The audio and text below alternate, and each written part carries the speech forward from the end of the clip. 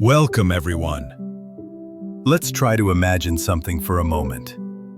When you think of ancient Rome, what image comes to mind? Perhaps great emperors on powerful thrones? Or maybe brave gladiators fighting in magnificent arenas? It could be philosophers in pristine white togas, passionately debating the meaning of life. We often picture a world built of marble, with a dazzling elite society and incredible architectural achievements. But history is rarely that simple. Behind the glamorous, shiny facade of ancient Rome is a different story. A story of ordinary people who had to survive in a world that was far from perfect. Today, we will uncover a lesser-known page of history, a page about the difficult daily lives of women in the lowest social class of ancient Rome, the prostitutes. They don't have marble statues to commemorate them. Their names are not celebrated in poems. Their history is written in fragments, in crude graffiti on brothel walls, in tax records, and in the cynical remarks of philosophers. Through these small pieces of evidence, we can reconstruct a part of their harsh world. You will see that the problems they faced, from loneliness and health risks to social judgment, were not unique to their time. These are issues that still exist in our society today. So let's step back, turn off the lights, and together, let's explore a part of Roman history you may have never heard of. Chapter 1. Dawn in a Dark Room. The life of a Roman prostitute often began in a space the Romans called a lupanar, a brothel. These were not the luxurious rooms we might imagine. They were tiny, windowless chambers, just big enough to fit a stone bed and a thin straw mattress. The walls were damp, the air was stuffy, and it often smelled of wine, sweat, and a hint of disappointment. The straw bed was both a place to sleep and a workspace, constantly infested with fleas and only replaced when it became too old. A girl named Flavia, a fictional character but representative of many in her situation, would wake up on her straw mattress. She would look up at the stone ceiling and try to forget the noises of the night before. Perhaps in the corner of her room were her most valuable possessions: a crude wooden comb, a jar of cheap powder, and a worn bronze mirror. To bathe, she had no choice but to use a dirty bucket in her room, or better yet, go to the public baths. These were places where privacy did not exist, and sharing a bath with people of all social classes was the norm. Chapter 2. Appearance is a business card. Hygiene was a major challenge in ancient Rome. Flavia would have to go to a public fountain to wash her face. If she had enough money, she would visit the public baths, where she could enjoy a little steam and use a strigil, a curved metal tool used to scrape off sweat and dirt, to clean her body. However, the cleaning was not very effective and only lasted for a few minutes. After her bath, grooming was the next step. White powder from chalk, blush from rouge, and charcoal for eyeliner. The purpose of makeup was not to become more beautiful, but to hide the fatigue and exhaustion on her face. A Roman prostitute had to always look vibrant and alluring. Crucially, their attire was the most important identifier. Respectable Roman women wore the stola, a long layered dress. In contrast, prostitutes were forbidden from wearing the stola and were required to wear the toga, the traditional garment of Roman men. Their togas were often shorter, brightly colored, and flashy to attract attention. The toga was a kind of mobile signboard. This both increased their humiliation and made them easily recognizable in a crowd.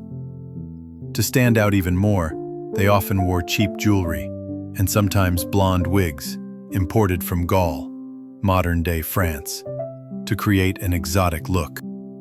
Chapter 3. Marketing on the streets and walls. Marketing in Rome was not subtle. If they worked in a lupanar, they would stand at the entrance to attract customers. Brothels were often strategically located near baths or taverns, places with high foot traffic.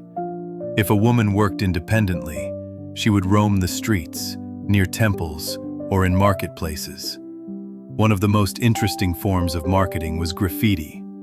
At Pompeii, walls of brothels were found covered in drawings and comments about the women. It was like an ancient Yelp, where customers could leave praises or criticisms of the service. Chapter 4. Meager earnings and pimp control.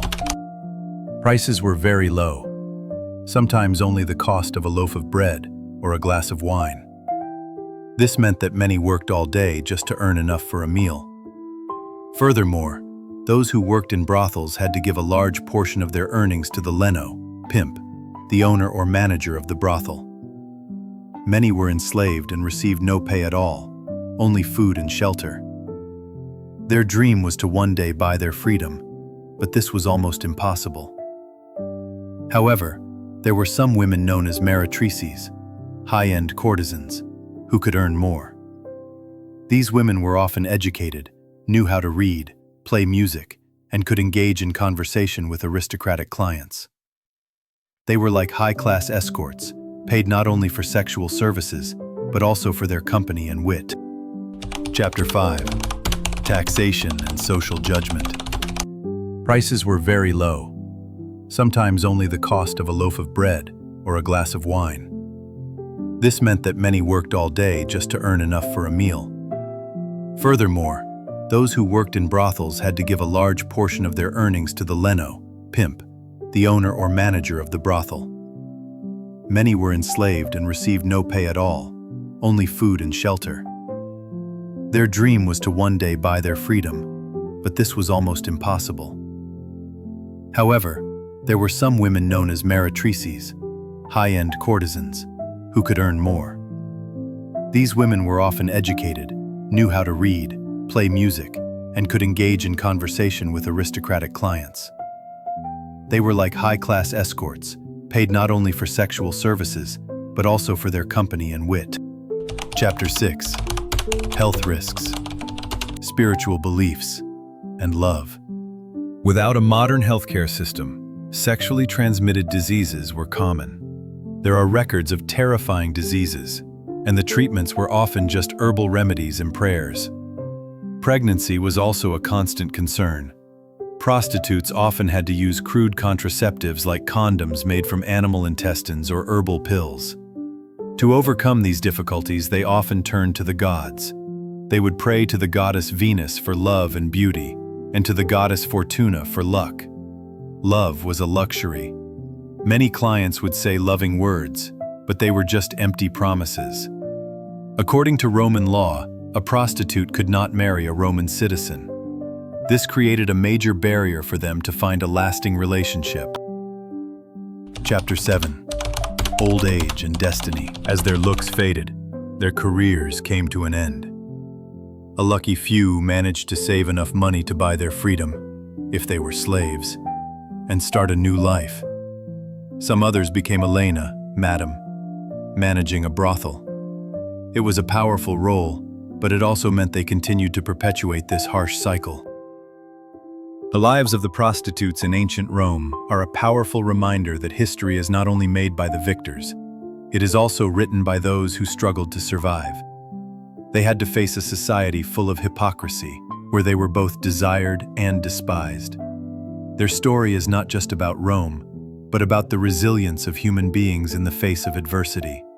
It is a reminder that behind the grandeur of any civilization, there are silent fates, stories of pain and injustice. And when we look at Rome, we should not only see the arenas and temples, but also the graffiti-covered walls, the cramped rooms, and the people who lived, loved, and fought to find a little light in a dark world. It is a lesson in compassion, in looking beyond the surface of things, to understand that real history is far more complex and rich.